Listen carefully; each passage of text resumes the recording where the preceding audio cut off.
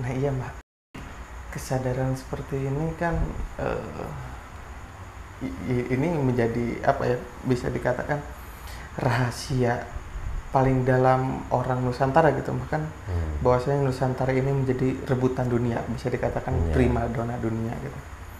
Kan sangat gampang sekali bahwa untuk apa ya, menjajah suatu negara itu kan pertama dijauhkan dengan leluhurnya, terus dikaburkan sejarahnya, dihilangkan jati dirinya.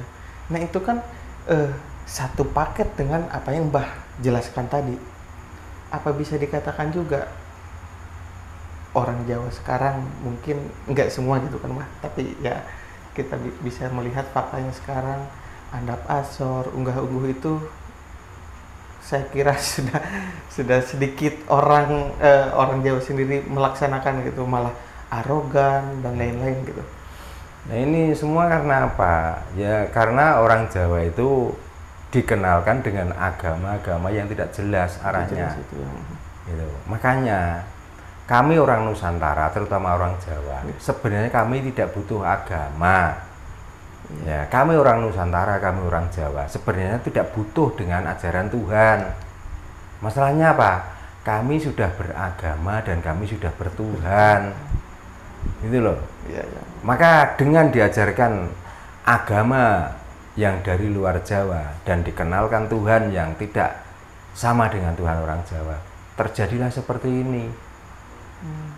Kita selalu menekuni paham yang salah, sehingga dalam hidupnya selalu salah paham.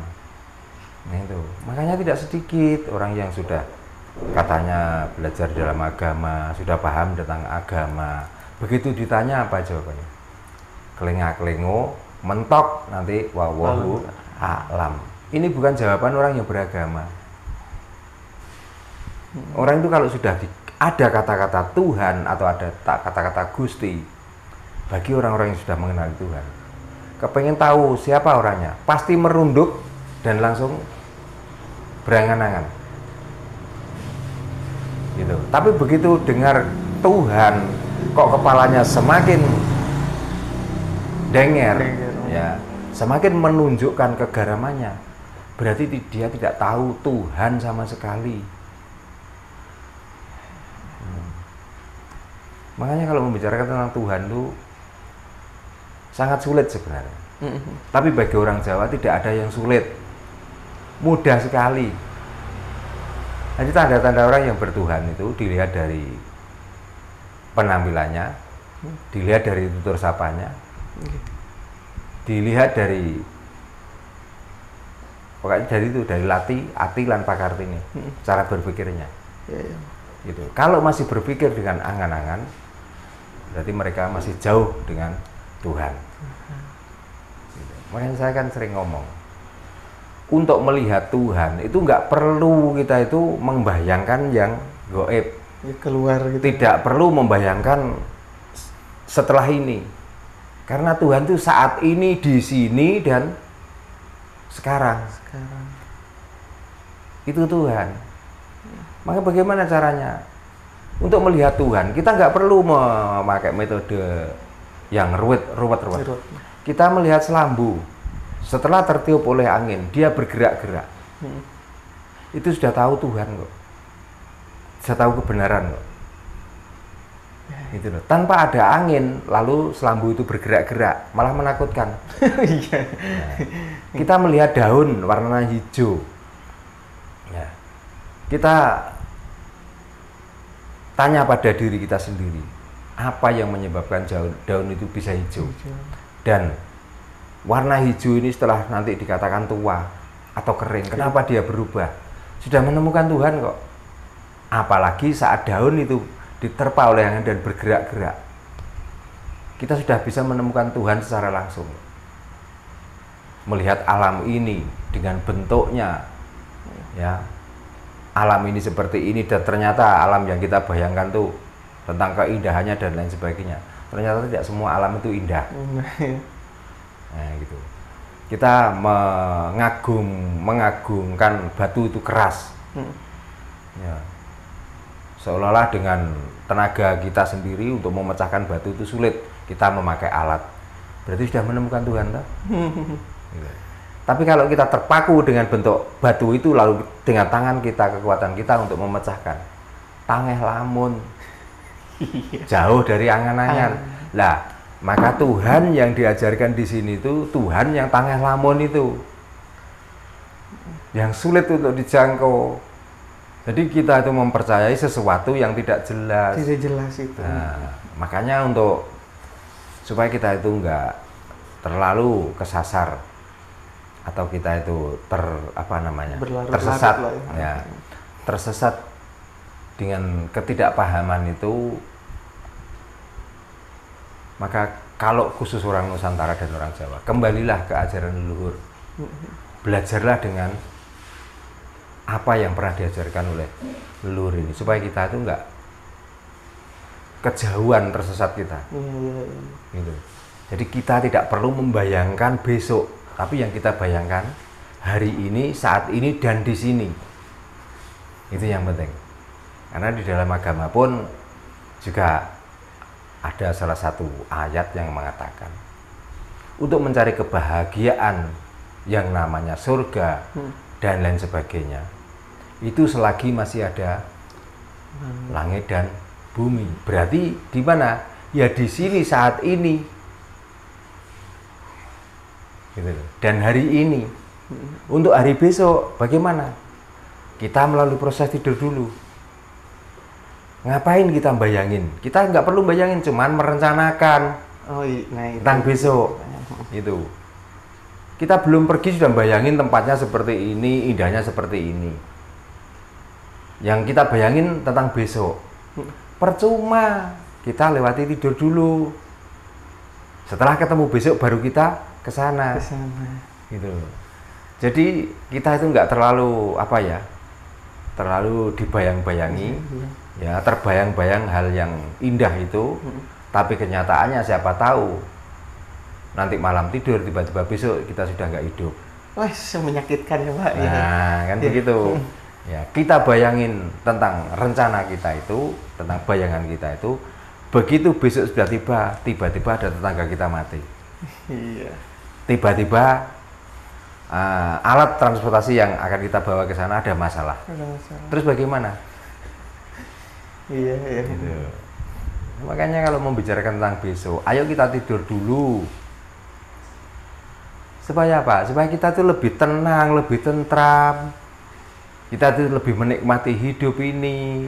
Kapan? Ya saat ini, di sini, dan hari ini. Gitu. Supaya kita tuh nggak berandai-andai, nggak selalu membayang-bayangkan. Orang itu kalau selalu dibayangi dan dihantui dengan bayangan kita sendiri, saya yakin nggak tenang hidupnya. Iya Mbah. Ya, masalahnya apa? Kita melakukan kebaikan itu seolah-olah nanti ini kita unduh besok.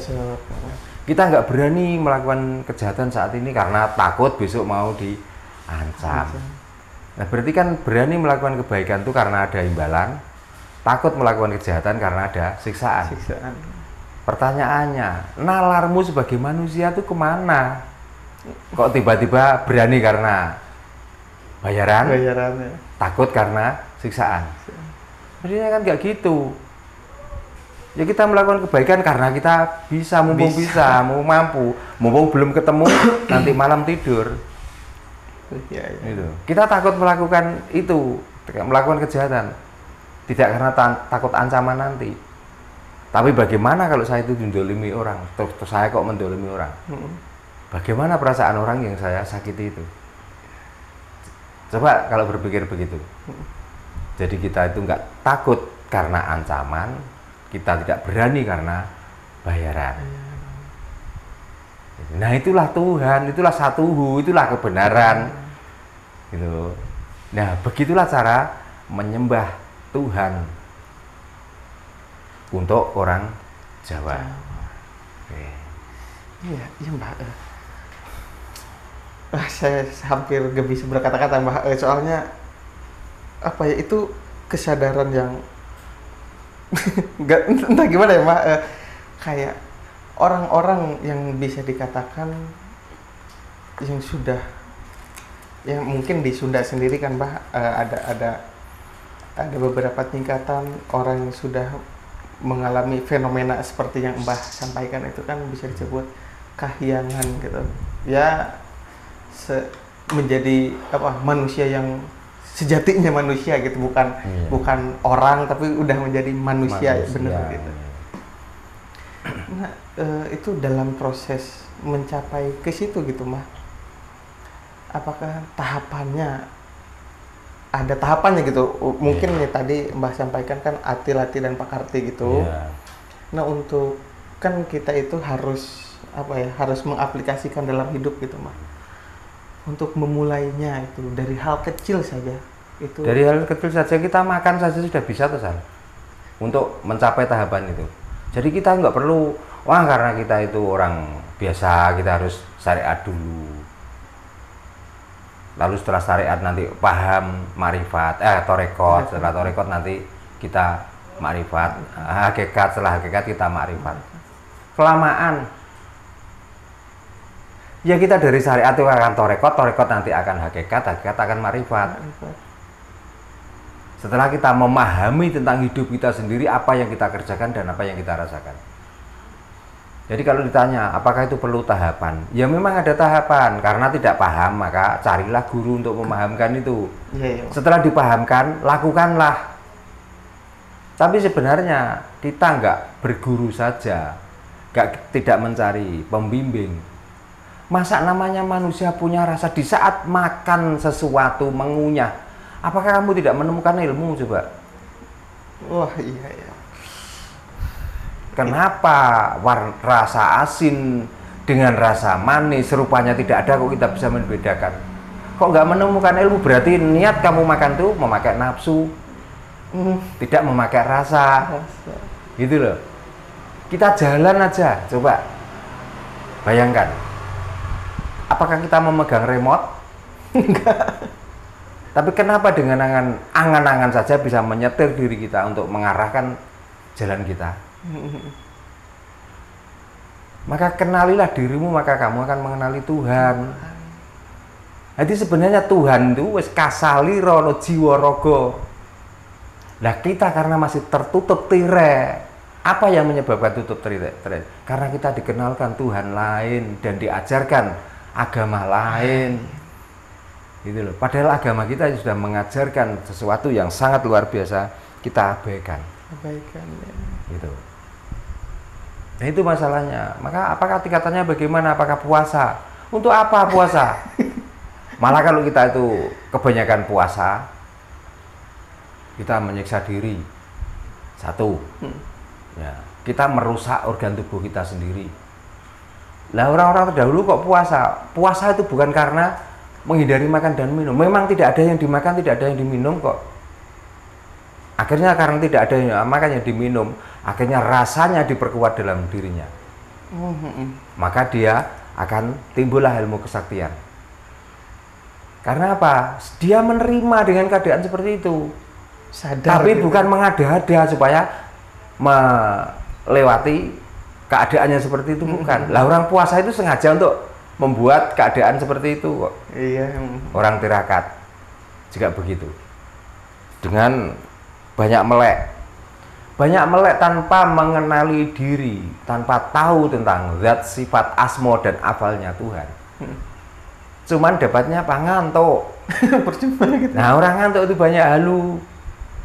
Khayalan. Banyak, bukan khayalan. Memang orang ngantuk itu tiba-tiba itu karena oksigen di otak kita itu kurang. Tiba-tiba menemukan bayangan yang lewat. Nah, dengan bayangan yang lewat dia menyimpulkan. Oh iya. Karena yang ditempati tempat yang sepi, maka arahnya kemana? Ya arahnya kalau nggak ke setan, ke gendruwo, kalau nggak ke gendruwo ke demit.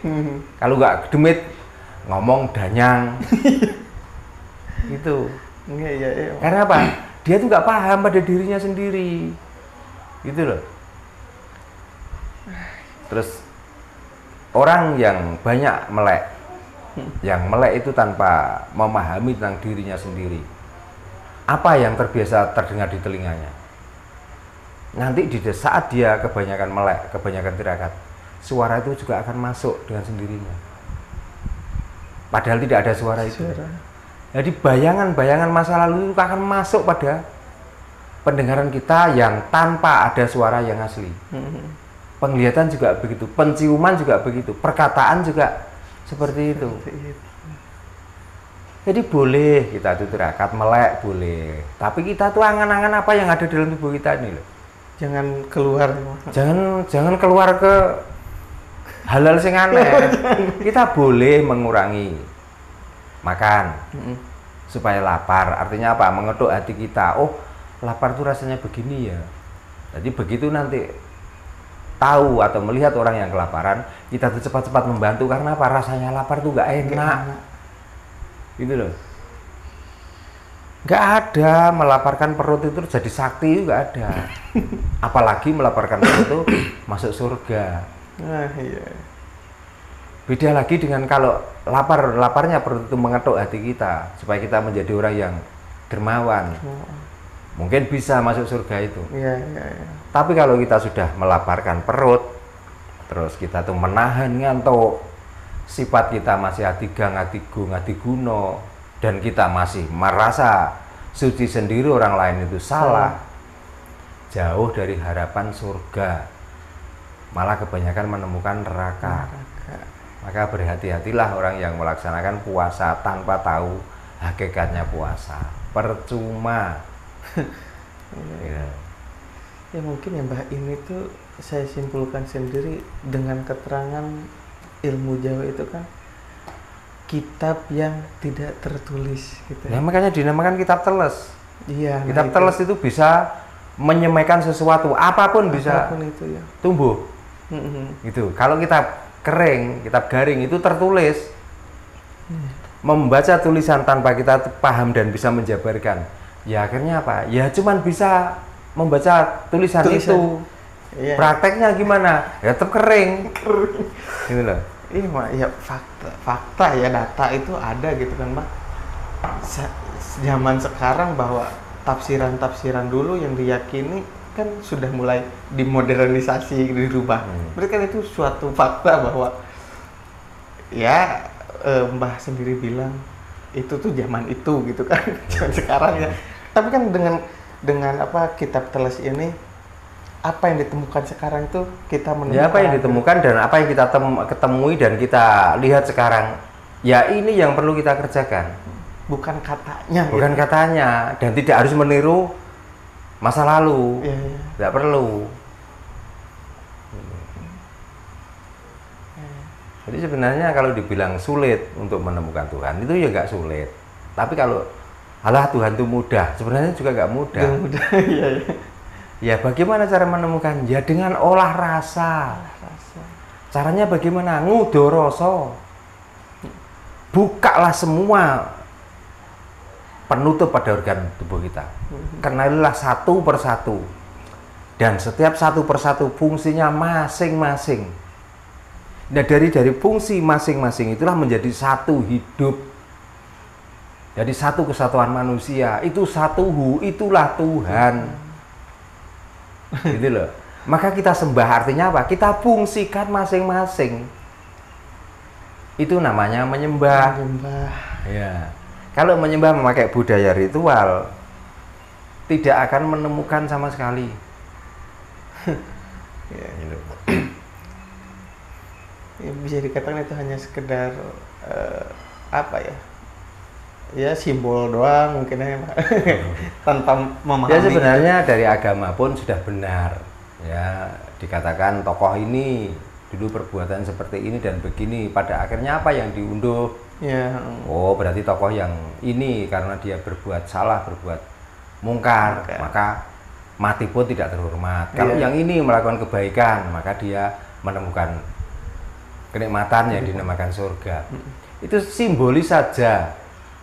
Nah kita yang mengikuti ajaran itu, kitalah yang harus meniru perilaku dari, kita tinggal pilih mana perilaku yang baik, mana yang perilaku buruk. Tapi dengan melakukan perilaku baik dan buruk, kita tidak harus mencela orang lain.